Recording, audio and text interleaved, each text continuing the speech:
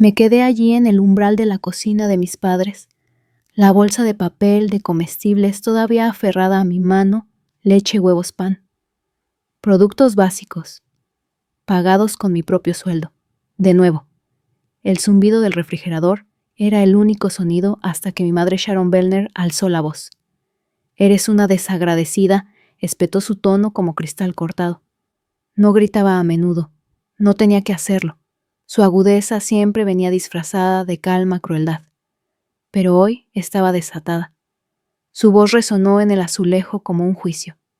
Detrás de ella mi padre Carl se apoyaba en el mostrador. Sus ojos se quedaron en el suelo frotándose el puente de la nariz, como si estuviera soportando una leve molestia no viendo a su hija ser expulsada del único lugar donde se esperaba que sirviera, no que perteneciera. Y luego estaba Marcus, mi hermano menor. 27 años desempleado, holgazaneando en el sofá en pantalones de chándal a las 3:00 p.m., tecleando en su teléfono como si nada de esto tuviera que ver con él. No lo tenía, no en su mundo. «Sal», dijo mi madre sin inmutarse, «y no te molestes en volver».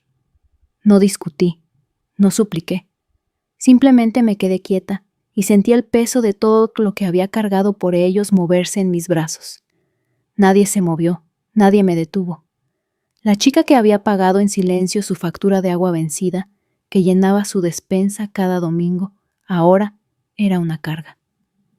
Miré alrededor de la habitación, el rasguño en la pared, donde Marcus una vez lanzó un mando a la mesa del comedor, que había lijado y vuelto a barnizar cuando no podían permitirse una nueva. Había construido mi vida en torno a ser necesaria, silenciosamente confiable, invisiblemente esencial. Y ahora era desechable. Me fui sin dar un portazo, porque la gente como ellos no oye el ruido, solo nota el silencio cuando empieza a costarles algo. Y finalmente había decidido que el silencio costaría. No fui muy lejos esa noche, solo lo suficiente para respirar. Me registré en un modesto motel en la autopista 73, de esos con máquinas de hielo que zumban y paredes de papel. Pero era mío al menos por la noche. Nadie llamó. Nadie envió un mensaje de texto. Me senté en el borde de la cama con el teléfono en el regazo esperando por costumbre. ¿Esperando qué? Una disculpa. ¿Un destello de remordimiento? No llegó nada. En cambio, abrí mi aplicación bancaria. No sabía por qué, quizás por reflejo. Por costumbre. Ahí estaba de nuevo 742,63 deducidos automáticamente la semana pasada. La hipoteca. Su hipoteca. Mi nombre no figuraba en esa escritura. Nunca lo había hecho. Pero mis extractos bancarios contaban una historia diferente, meses, años de retiros silenciosos y regulares. Facturas de gas, recargas de comestibles, agua, electricidad. Siempre solo por ahora, siempre hasta que salgamos de este bache. Solía decirme a mí misma que estaba ayudando, que estaba manteniendo a la familia unida. Pero la verdad se instaló ahora como una brisa fría bajo una puerta cerrada. Nunca había sido una hija a sus ojos. Había sido un plan de contingencia, un salvavidas que no pedía gratitud. Cuando tenía 18 años conseguí mi primer trabajo de verdad en una mesa de ayuda de TI. Arreglaba los errores de otras personas por 14 la hora y traía a casa cajas de cereal, porque Marcus no puede comer lácteos y papá necesita algo para desayunar. Nunca me salté un pago, ni siquiera cuando posponía mis propias citas con el dentista o retrasaba la renovación de la matrícula de mi coche. Nunca preguntaron cómo me las arreglaba. Nunca preguntaron si estaba bien. Pero cuando Marcus fracasó en su tercer trabajo en 2 años, mamá susurró a sus amigas de la iglesia que él era simplemente sensible y demasiado creativo para la vida corporativa. Mientras tanto, cuando obtuve una certificación en ciberseguridad, en noches en las que apenas dormía, ella me miró con la mirada vacía y preguntó si eso significaba que podía ayudarla a iniciar sesión en su correo electrónico. Así que no, esto no era nuevo. Simplemente era más ruidoso ahora. Esa noche miré fijamente el techo del motel, dejando que el zumbido del aire acondicionado calmara algo agudo en mí. No estaba enfadada, no de la manera en que ellos temían. La ira era ruidosa. La ira exigía atención. No les iba a dar eso. Estaba planeando, silenciosamente, precisamente, porque después de toda una vida siendo su plan de respaldo, finalmente estaba lista para convertirme en el mío propio. No volví ni al día siguiente ni a la semana siguiente. Encontré un pequeño estudio en las afueras de la ciudad, suelo de linóleo agrietado, techos bajos y un calentador de agua con mala actitud. Pero era mío. Nadie alzó la voz. Nadie dejó notas adhesivas sobre los comestibles que se esperaba que comprara. Nadie me recordó que solo era valiosa cuando mantenía las cosas funcionando. La primera noche que pasé allí, dormí como no lo había hecho en años. El tipo de sueño en el que tu columna vertebral olvida cómo se siente la tensión. No tenía mucho, solo un colchón en el suelo, una mesa plegable, una lámpara de segunda mano. Pero tenía silencio. No el silencio pesado y cargado de culpa de la casa de mis padres. Este silencio era ligero, ganado, elegido. Una semana después cambié mi ruta de depósito directo. La deducción de la hipoteca desapareció.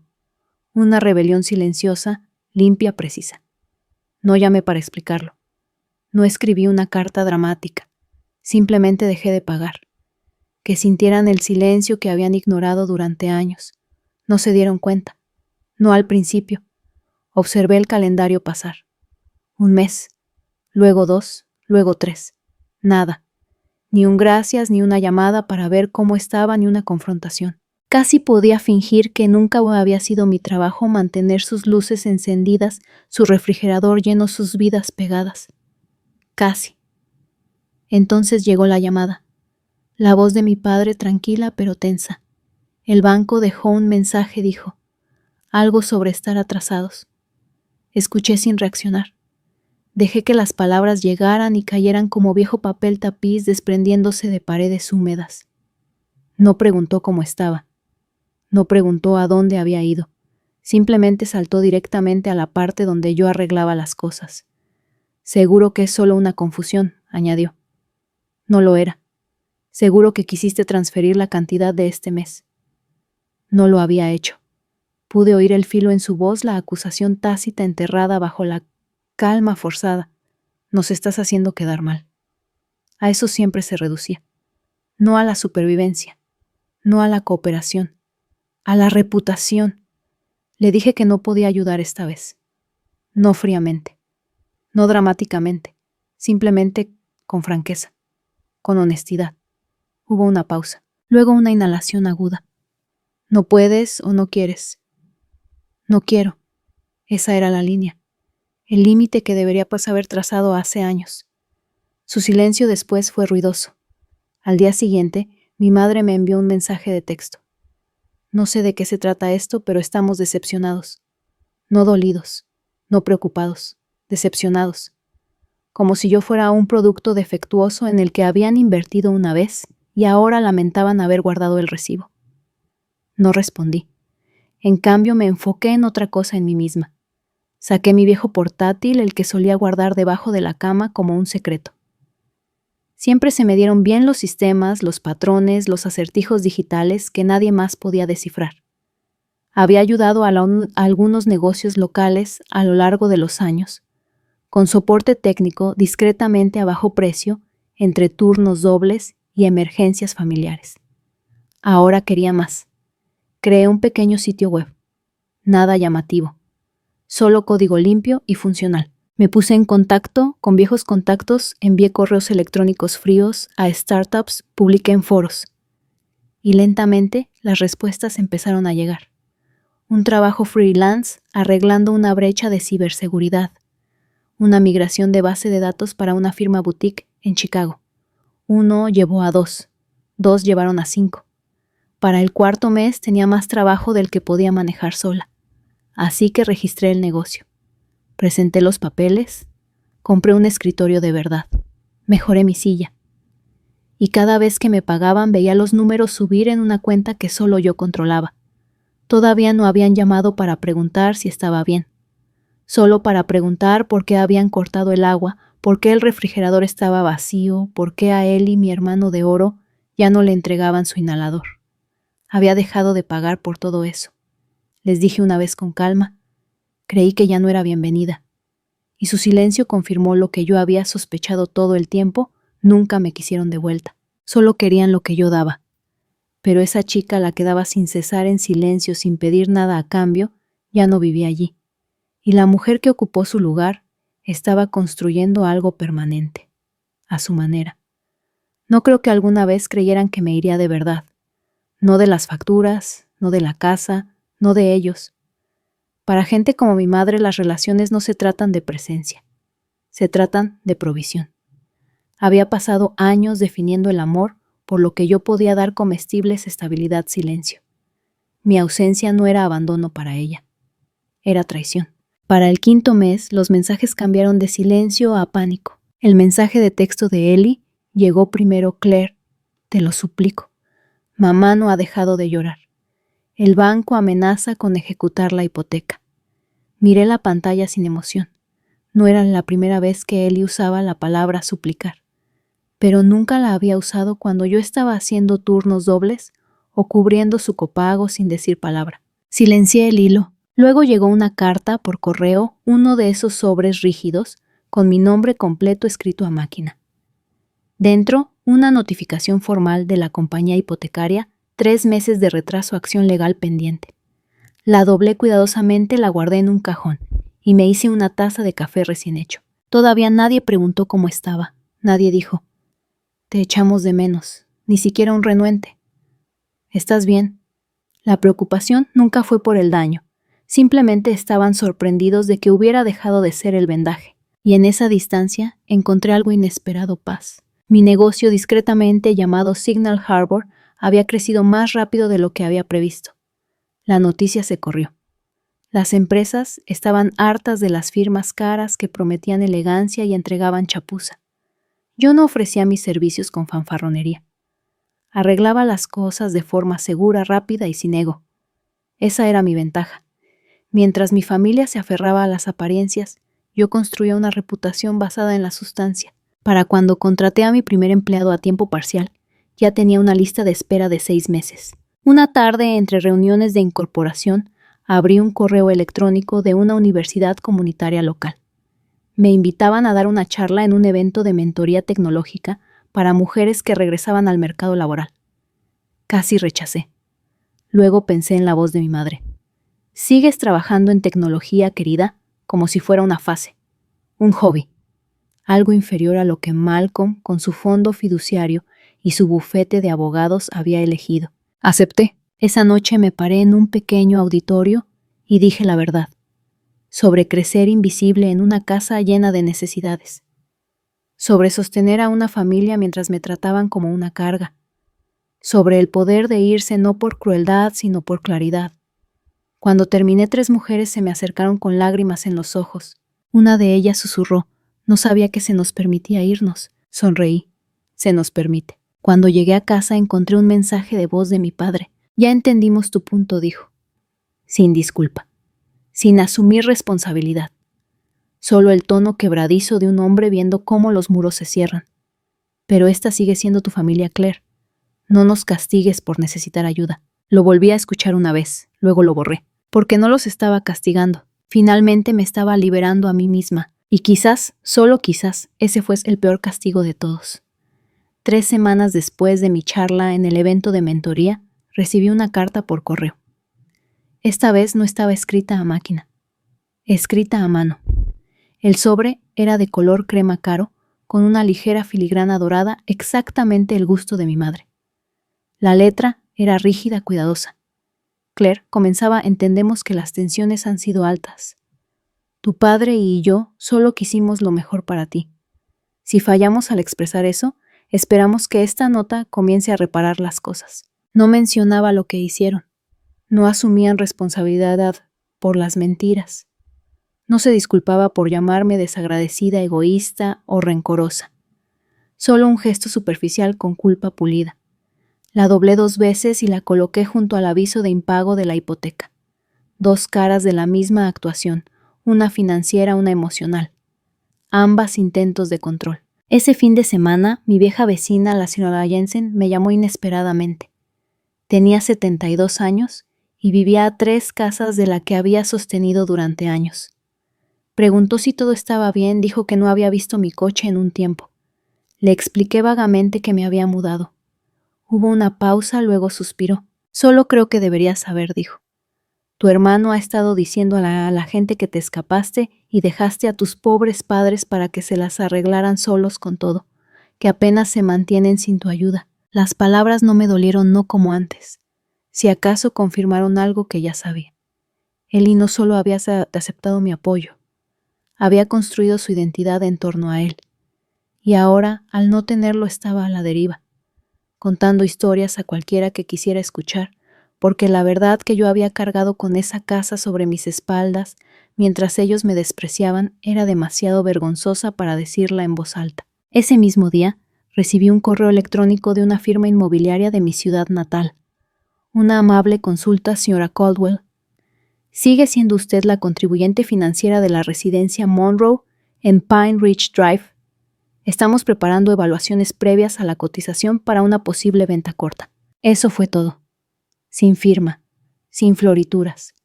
Solo una señal discreta de que la casa, el mismo símbolo del orgullo de mis padres, finalmente se estaba perdiendo. No respondí. En cambio salí a caminar. Sin auriculares, sin llamadas telefónicas. Solo yo y el viento del principio del otoño.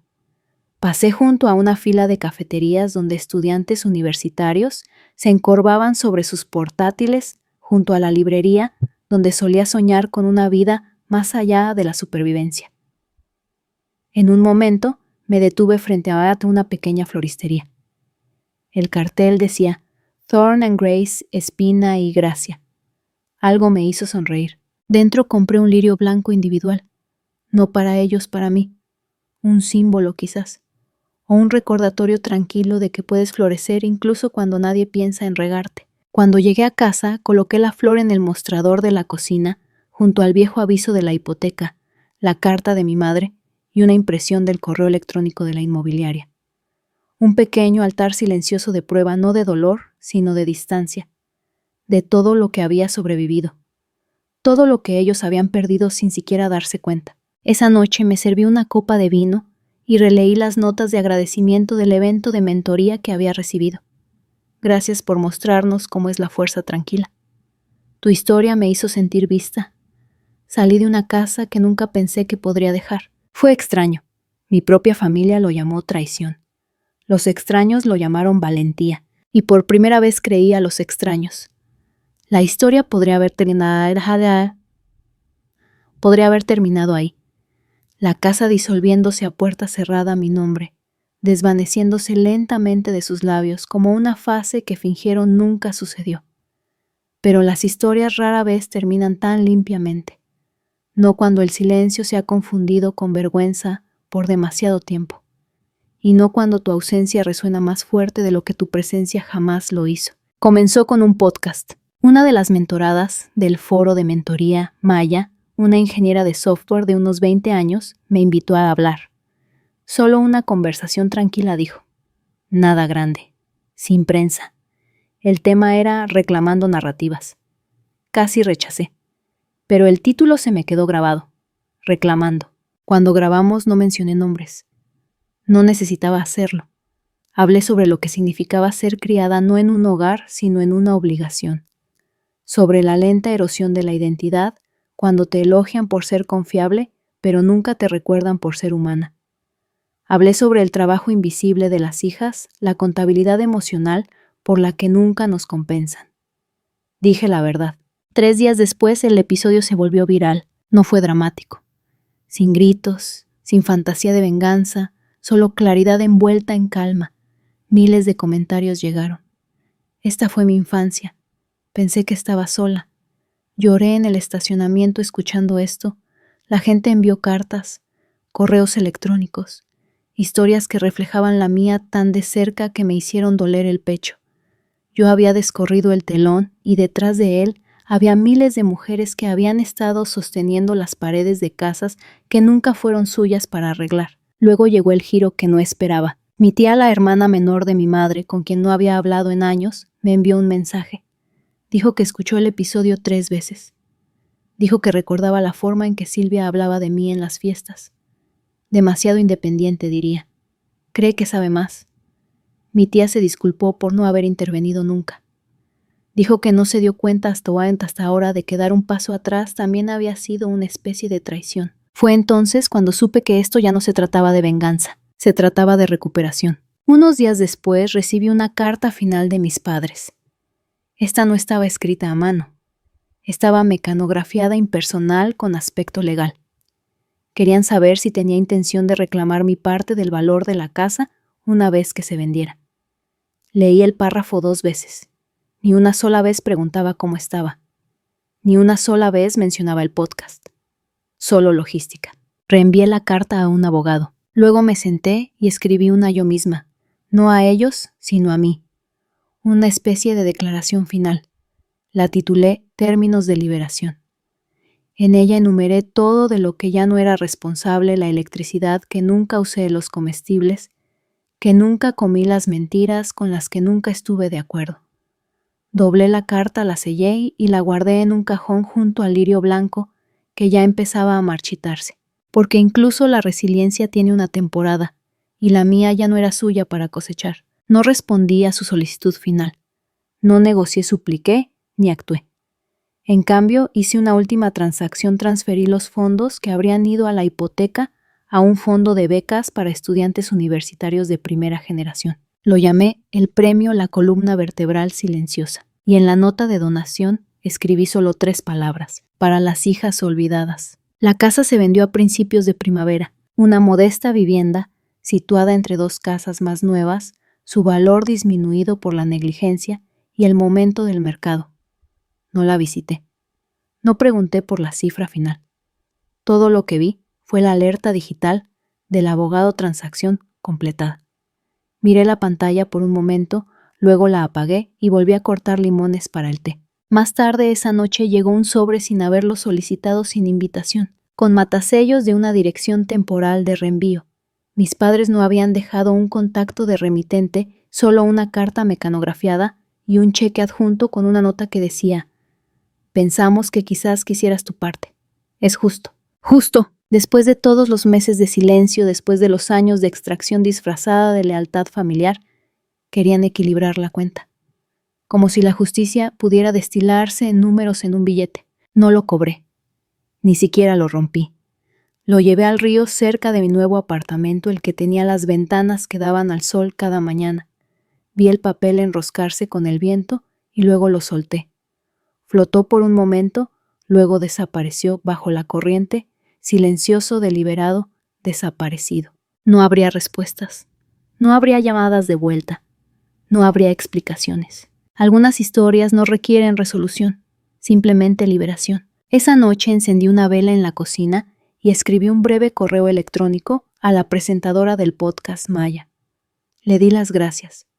No porque ella hubiera arreglado algo, sino porque me dio el espacio para escuchar finalmente mi propia voz, libre de obligaciones, libre de ruido. El mundo no terminó, pero algo sí. La versión de mí que rogaba por ser vista, que trabajaba horas extras solo para ganar cuidados básicos, se había ido.